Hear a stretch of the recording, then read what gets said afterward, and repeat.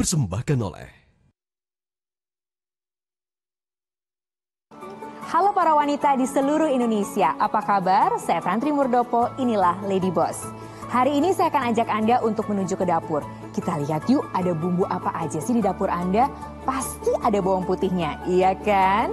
Nah, bawang putih yang biasanya kita olah menjadi bahan makanan ini bisa berubah warna loh jadi bawang hitam. Bahkan nilai ekonomisnya jadi lebih tinggi dan bisa menembus pasar ekspor. Nah, penasaran kan? Kita lihat yuk video berikut ini.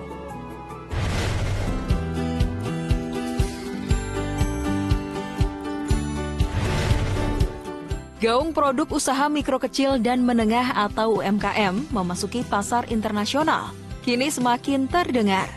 Salah satunya usaha milik Intan Anastasia Amsyah, seorang ibu rumah tangga asal Bogor yang berhasil membawa bawang putih menjadi produk yang bernilai mahal dan diminati oleh pembeli internasional.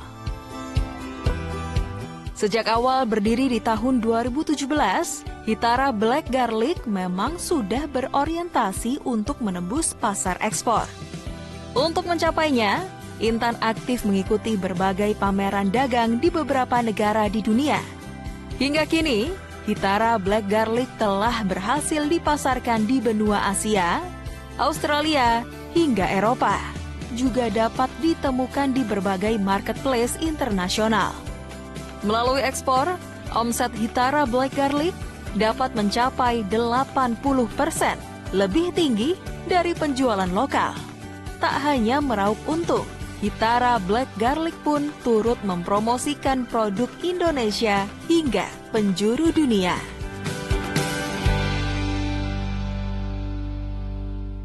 Nah, kita akan langsung ngobrol-ngobrol bersama Ibu Intan, owner dari Hitara Black Garlic yang sudah ada di ruang tamu Lady Boss. Apa kabar Bu Intan? Halo Mbak Tantri, apa Aduh, kabar? senang banget loh bisa ketemu sama Bu Intan Ya. dan juga membawa Black Garlic-nya. Ya, betul. Ini ceritanya gimana sih Bu, dari bawang putih bisa berubah jadi bawang hitam? Sebenarnya prosesnya agak panjang sih ya Mbak ya. Jadi prosesnya itu dimasukkan ke dalam suatu mesin, itu dipanaskan di suhu tertentu itu selama 30 hari. Seperti proses karamelisasi. Karena sebenarnya bawang putih itu mengandung gula sama seperti apel. Jadi pas dipanaskan di suhu tertentu menjadi karamel, mengkaramel gulanya.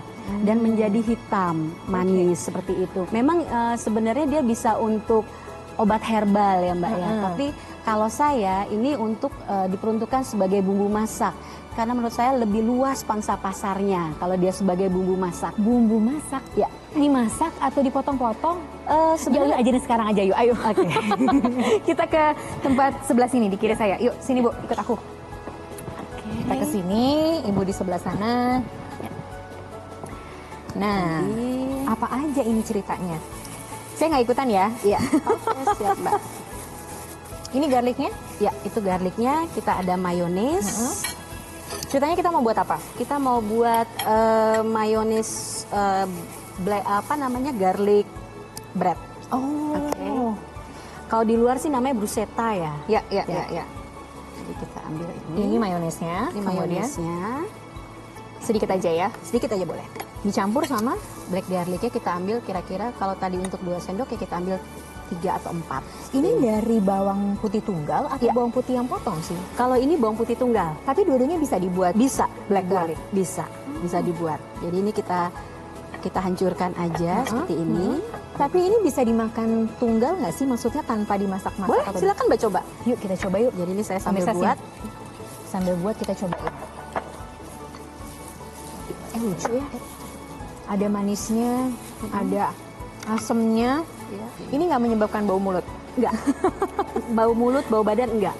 Gitu. Jadi bisa sebagai camilan dimakan langsung itu juga bisa juga dibuat sebagai bumbu masak. Nah, biasanya saya kalau lagi pameran tuh buat seperti ini, Mbak. Jadi untuk sebagai sampel. Biasanya pameran di mana aja? Memang karena target pasar saya di luar, jadi saya mengikuti pameran-pameran yang diselenggarakan KBRI, ITTC, seperti itu. Nah, kalau di luar untuk masak juga atau lebih ke snack? Sebenarnya mereka kalau saya hidangkan tuh seperti ini aja Mbak. Biasanya suka ada seperti ini aja, seperti ini, gini, ataupun seperti ini. Jadi pilihan. Jadi mereka tahu rasa aslinya sama rasa kalau mereka campur dengan masakan. Tapi berarti dengan kata lain ini sebetulnya sudah menembus pasar ekspor. Susah atau gampang? Sebenarnya Untuk susah-susah meyakinkan. gampang gitu. Karena produk ini baru dan belum terlalu banyak ini ya, belum terlalu banyak ada di luar. Jadi belum banyak orang yang tahu rasanya seperti apa. Jadi saya harus nyobain tuh. Saya pernah cobain di Asia, itu ada di Myanmar, di Laos, seperti itu. Tapi kok Bu Intan tuh berani-beraninya gitu loh. Kala itu belum ada orang yang paham, belum ada edukasinya soal black garlic, kok terjun malah justru? Ya, karena menurut saya pola hidup masyarakat sudah mulai berubah ke makanan lebih sehat seperti itu. Jadi black garlic ini termasuk healthy food, Mbak. Gitu, makanan sehat. Jadi mereka bisa mengolah makanan sehat dan mengkonsumsinya secara langsung. Oke, kalau garlic atau bawang putih kan kita udah tahu ya. Biasanya kan dimakan untuk pengencer darah dan lain sebagainya. Kalau black garlic, kalau menurut manfaatnya dia baik banget untuk jantung, untuk nurunin kolesterol seperti itu, Mbak. Dan antioksidannya sangat tinggi. Seperti itu. Perbandingan dari dengan bawang biasa setelah saya uji lab itu bisa peningkatannya 20 kali lipat, Mbak. oh ya? Ya, Peningkatan apa nih maksudnya? peningkatan antioksidannya. Nanti kita akan ngobrol lebih jauh lagi termasuk juga bagaimana ceritanya si bawang hitam asli Indonesia ini bisa menembus pasar ekspor sekaligus belajar bersama narasumber yang nanti akan hadir bersama dengan kita. Saya mau coba camilannya yang dibikin sama Bu Intan dulu. Kita akan segera kembali sesaat lagi.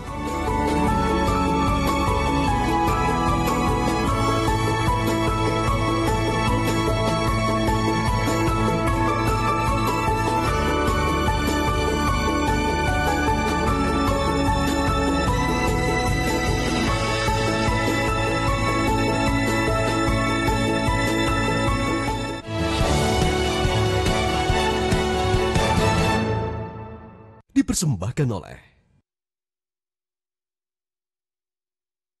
Mau gampang login? Banyak fitur keren bikin hidup lo makin gampang dan seru. Bisa login pakai sidik jari dan Face ID.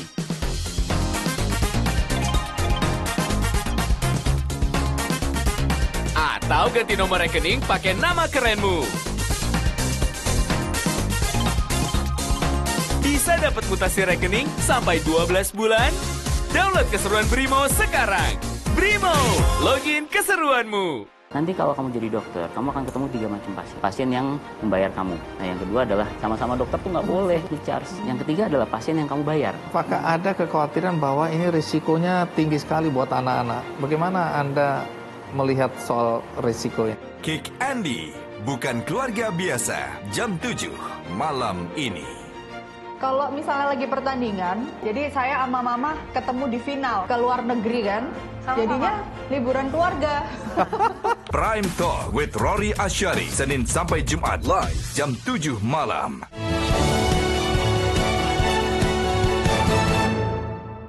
dipersembahkan oleh Pemirsa, kembali lagi di Lady Boss. Bawang putih yang kemudian diproses menjadi bawang hitam seperti ini bisa punya kelas tersendiri di pasar ekspor. Bagaimana caranya? Saya akan ngobrol-ngobrol langsung lagi bersama Ibu Intan, owner dari Hitara Black Garlic, dan juga ada Ibu Tantri Sucipto, co-founder dari Womenpreneur Community. Apa kabar Bu Tantri? Baik. Jadi waktu awal ketika membuat Black Garlic ini, pasarnya memang sudah targetnya internasional atau ekspor? Iya, sudah ditargetkan memang untuk pasar luar memang. Arti ada langkah yang harus ditempuh ketika pasar udah ditentukan. Ya. Apa aja Bu Tantri? Ada 4 proses yang harus dilakukan sebelum kita mau menuju ekspor. Yuk kita lihat ada di ini, analisa pasar. Jadi kita harus tahu dulu sasaran kita nih, target market kita tuh negara mana? Negara mana sih yang kira-kira memang sesuai atau memiliki keinginan mempunyai black garlic ini gitu. Jadi itu sasaran pasar yang harus kita tahu. Misalnya Eropa, Ya. Amerika atau Asia. Asia. Tahu dulu Karena kita setiap mau negara kemana. punya ciri khasnya masing-masing ya, Benar. dan peraturannya juga sendiri-sendiri. Benar sekali. Yang kedua, membangun relasi. Dengan kita banyak bergaul, kita banyak mencari tahu produk kita itu di mana bisa diterima dan apa saja yang harus kita lakukan. Itu kita banyak bertemu dengan orang, kita banyak berhubungan dengan mungkin kedutaan yang ingin kita tuju, kita mencari tahu persyaratan. Dengan itu kita telah membangun pasar sendiri sebenarnya untuk tujuan itu. Oke. Ketiga, memperkuat image brand dan kualitas. Jadi nomor satu yang kita harus kuatkan adalah kualitas produk kita dulu. Kalau kita sudah punya kualitas yang baik dan memang sudah bisa diterima di pasar internasional, dan kita juga pada waktu yang bersamaan membangun brand image kita, membangun produk branding kita, itu akan sangat membantu kita memasarkan atau masuk ke dalam pasar-pasar tertentu. Kita harus punya nilai tambah, jadi value added product, dan juga punya country branding, gitu. Jadi kita punya branding inilah made in Indonesia. Nah itu kita harus membangun branding yang kuat agar kita bisa masuk dengan mudah. Itu yang selalu digaungkan Pak Jokowi juga ya, country branding. Ya, yang keempat sebenarnya ada keempat itu adalah exhibition ya, International Trade Exhibition, mengikuti pameran internasional. Jadi pameran internasional itu juga ada yang dilakukan oleh ITPC atau Perwakilan Dagang Indonesia di luar negeri, dan itu biasanya mereka udah tahu nih tahun ini akan ada 4 atau 3 atau 2 yang berhubungan dengan biasanya pangan. Nah, jadi itu masih spesifik sekali. Nah, jadi yang datang buyers itu memang mencari khusus untuk misalnya restoran atau distributor biasanya untuk taruh di supermarket. Bu Intan ketika itu masuk ke pasarnya melakukan risetnya seperti apa ya? Kalau saya karena memang produk ini spesifik ya, jadinya dan waktu itu belum banyak dikenal, jadinya saya itu melakukan pameran-pameran langsung. Jadi langsung pendekatan pasar seperti itu.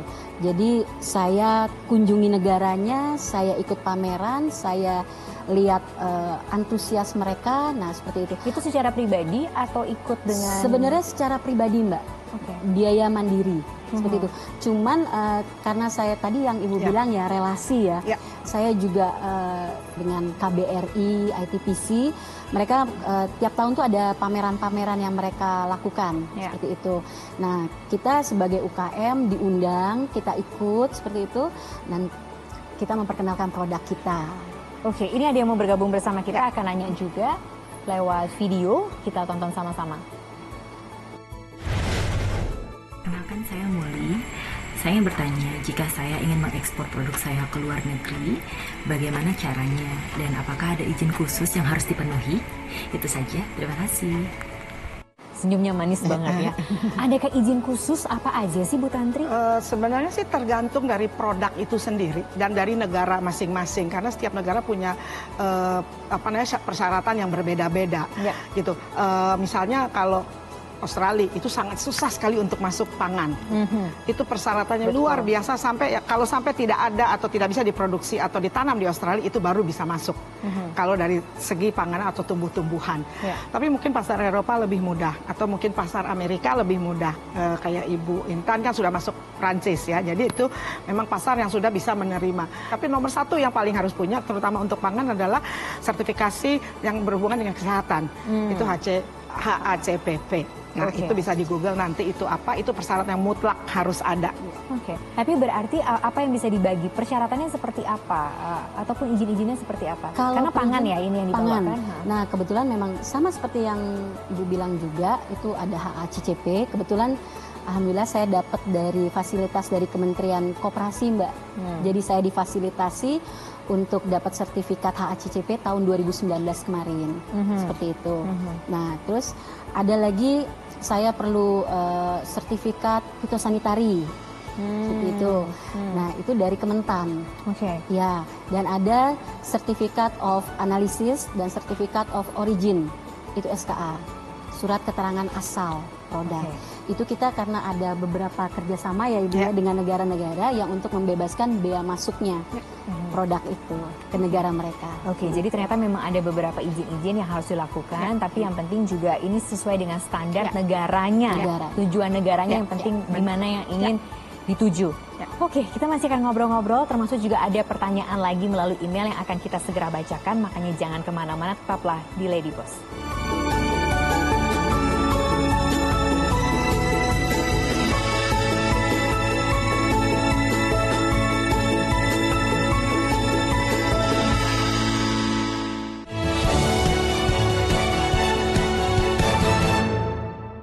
Dipersembahkan oleh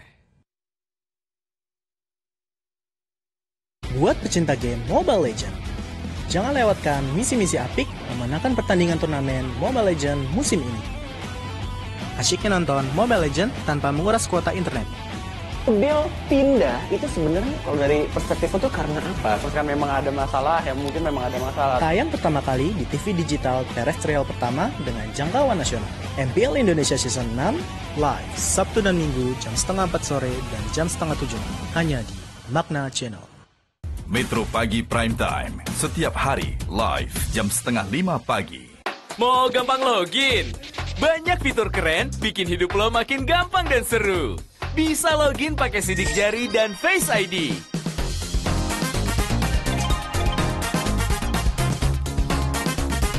Atau ganti nomor rekening pakai nama kerenmu.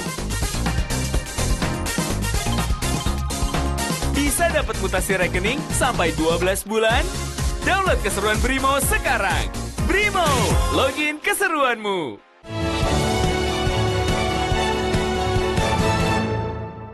Dipersembahkan oleh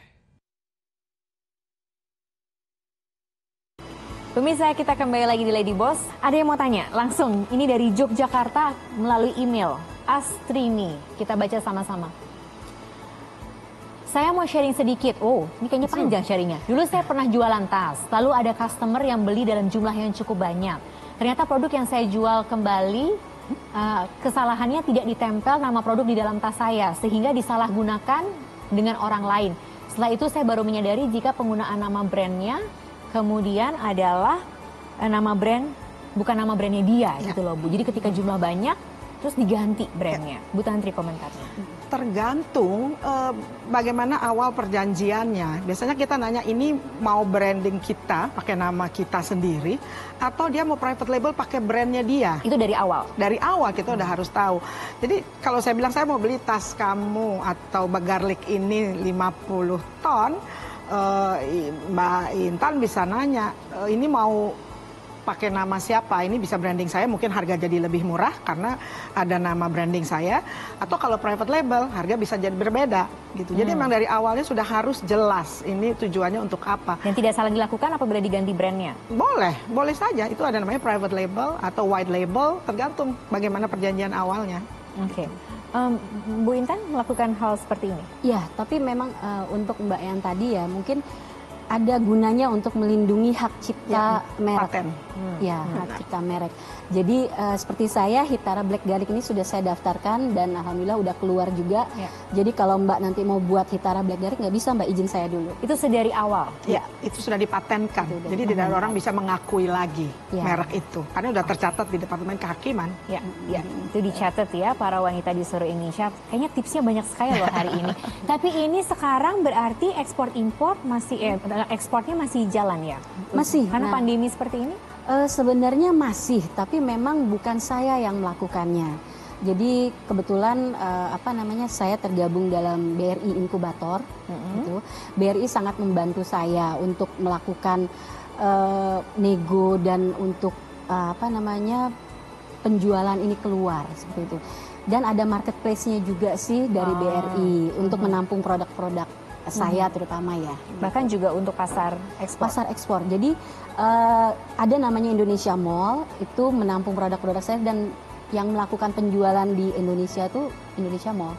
Gitu. Kebetulan saya belum melakukan ini, terima kasih banget sama BRI saya, karena BRI saya jadinya ada di online di Indonesia. Dan ada juga dengan Indonesia Mall juga di Sofi Malaysia, sama di Q0010 Singapura, dan Indonesia in your hand di Sydney. Seperti itu, Mbak.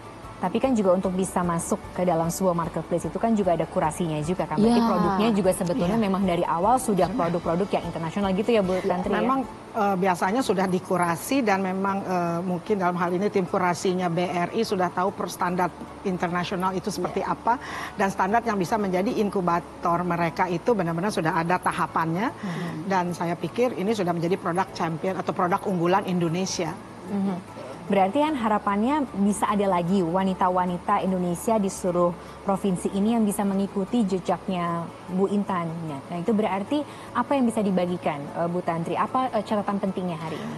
Kalau buat saya yang penting adalah kualitas dari produk kita itu benar-benar harus yang sudah sesuai dengan standar. Kalau kita bilang saya pengen ekspor, tapi kualitasnya tidak diperbaiki. Target kita tuh siapa? Saya cuma mau Indonesia aja deh. Mungkin standarnya lebih rendah dari luar, tapi saya bilang mau domestik maupun internasional, standar itu harus tinggi.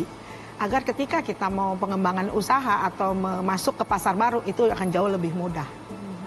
Ketika standarnya sudah tinggi, mau masuk ke pasar manapun akan lebih mudah. Oke, Bu Intan, apa catatan pentingnya untuk seluruh wanita di Indonesia? Ya, kalau saya mungkin semua wanita akan bisa melakukan yang seperti saya buat juga, seperti itu. Melakukan semuanya sendiri, coba dulu, udah pasti hasilnya nanti memuaskan. Seperti itu. Terima kasih banyak loh Bu Intan, sukses selalu Bu Tantri, terima kasih banyak. Sama-sama. Semua wanita pasti bisa untuk melakukan apa yang Bu Intan lakukan, tapi pertanyaannya Anda mau atau enggak, teruslah berkreasi wanita Indonesia.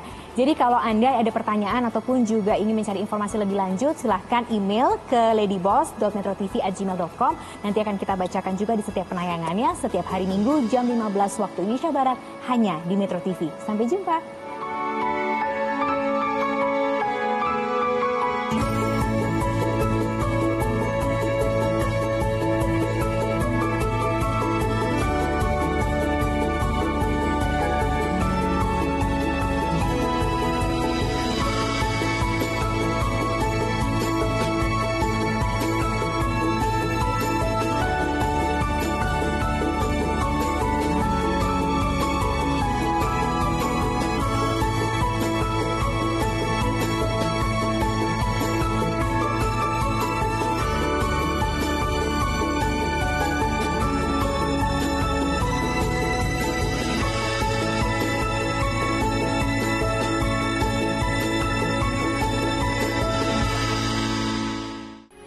Metro TV, knowledge to elevate.